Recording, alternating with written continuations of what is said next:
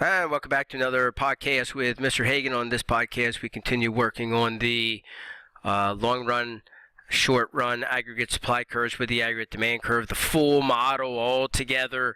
And we're going to say our role of government in this example is going to be that there's going to be no response. Government is going to not respond. It's going to stay out of the way. That's a classical position. They're going to be laissez-faire, hands off the economy. And let's say that we get the real-world event. Let's go back to the 1970s, where we get the government begins increasing spending on Vietnam to fight the Vietnam War. So the government cranks up spending to fight the Vietnam War. And what are the results of this? So the first determinant that's going to change is I'm going to say this is a change in government spending, and that's going to happen on the aggregate demand side. So the increase in government spending. Remember, aggregate demand is C plus I plus G plus NX. So if we get an increase in government spending, that's an increase in G, which is going to increase aggregate demand and shift it out to the right. So my aggregate demand story down here, which is just a restatement of this determinant, is just that we get an increase in government spending. So that's pretty straightforward. Aggregate demand curve is going to shift to the right. Now, when this happens, the government's going to go out and they're going to start buying things. And when they start buying things for the war effort, maybe they're going to buy cloth, maybe they're going to buy leather, maybe they're going to buy uniforms or metal or tin or whatever it is they go out and they start buying, that's going to start bidding up the prices of goods and services. So you're going to begin to get some inflation. The price of goods and services is going to begin to rise. So you get an increase in government spending. Government spends more, starts to drive up prices. As they start to drive up prices, okay, anytime we shift the curve, there's also going to be a movement along the curve. So as the government buys stuff and they begin to bid up prices, that's going to move us along the short-run aggregate supply curve. What's the story? Okay, well, the story typically is going to be sticky wages. So here we have, remember, real wages are equal to nominal wages divided by the price index or the price level, whatever you want to call it. And we are arguing here that nominal wages are sticky. They do not change in the short run. So when prices, as government spends money and prices start to get bid up, that's going to cause real wages to go down. That's going to cause real wages to begin to fall. Now, if real wages begin to fall, that means that companies are going to increase their hiring. They're going to be willing to hire more workers, and that's going to cause an increase in the gross domestic product. And here it is right here. Here's the increase in the gross domestic product. So the government begins buying more stuff. As they do, that begins to bid up prices. Real wages begin to fall. Companies hire more workers, and we get an increase in the gross domestic product. Now, this seems to be like, what's the problem with this? Isn't this all good? Because let's see. Well, we're going to get an increase in prices, but we're also going to get an increase in the gross domestic product, and that means that unemployment's going to fall. So what's the problem here? The problem here is the increase in prices, the inflation that we have, okay? But the government's going to not respond to that. They're going to stay out. They're going to be laissez-faire. They're not going to do anything about it. So what's naturally going to happen? Well, the focus always, when we're looking at things from the classical point of view where the government doesn't respond, what's going to get us back to equilibrium is going to be through the change in unemployment. It's going to be the change in unemployment that's going to get us back to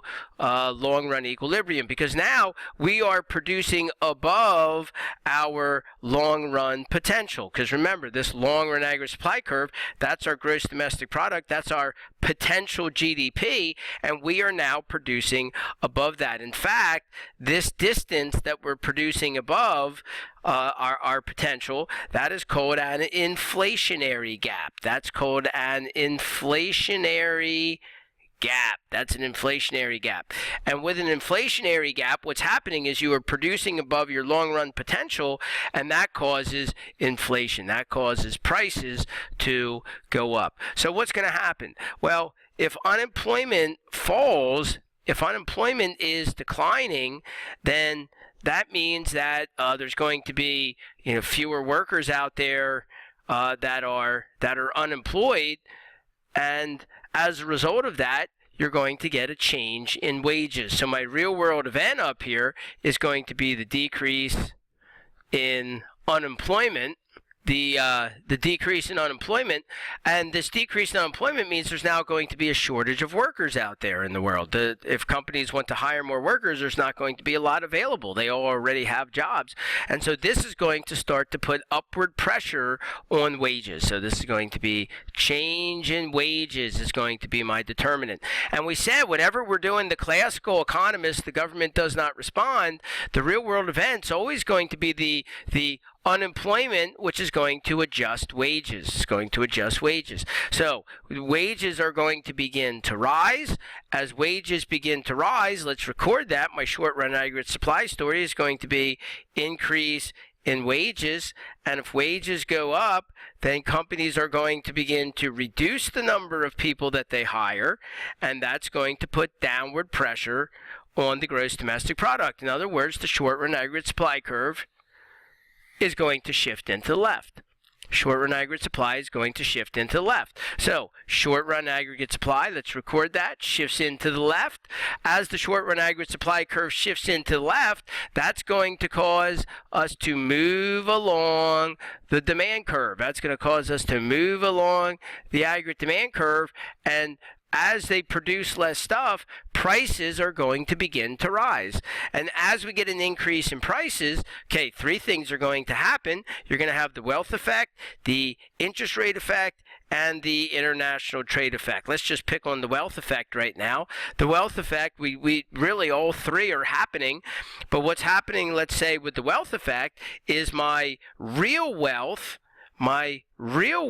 as a result of prices going up, as a result of this inflation, my real wealth is going to decline, and that's going to cause me to engage in less consumption, and that's going to move us back along this aggregate demand curve to a lower level of spending, and therefore move the gross domestic product back down to Y1, So as a result of that, we're going to say by the very end of this process, what's going to happen?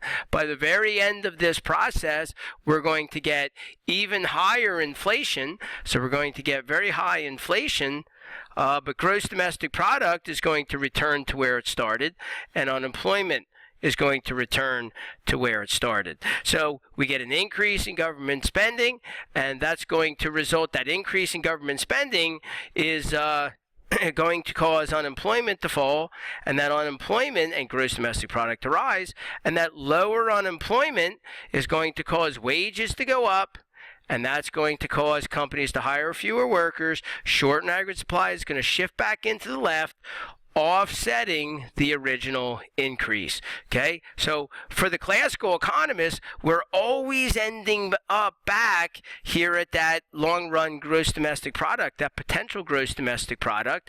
There's always going to be some natural mechanism that's going to get us back to that long-run curve. So usually what's happening, and we'll do some examples beyond this on later videos, but often what is happening here is you're getting the aggregate demand curve shifted, followed by the short-run aggregate supply curve shifting. The aggregate demand is knocking us out of equilibrium.